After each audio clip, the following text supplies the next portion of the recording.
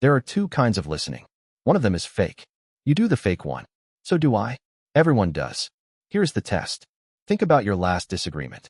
While the other person was talking, what was happening in your head? Were you receiving their words? Or were you rehearsing? Polishing your comeback, waiting for a gap in the traffic, holding your point like a sneeze.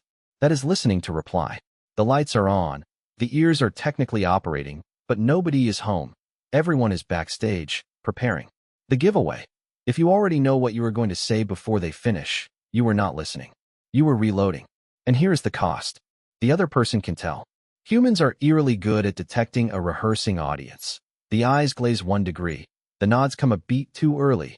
The yeah arrives slightly too fast. And when people feel unheard, they do not stop talking. They start repeating. Louder.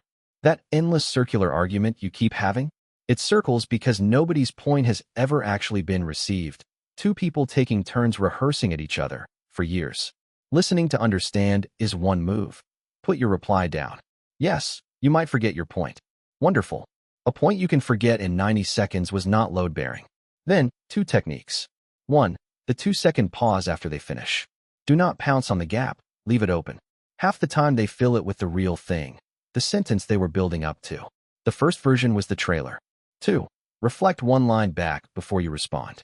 So what I'm hearing is, you're not angry about the dishes, you're tired of asking. You do not have to agree. You just have to prove the message arrived. Watch their whole posture change. That is what being heard looks like. And you will be shocked how fast the argument shrinks once both people stop performing for a jury. Half of every fight is just 2 monologues waiting for a stage. Put the script down. I will go first. I am listening. Comments are open. And subscribe. See you in the next scribble.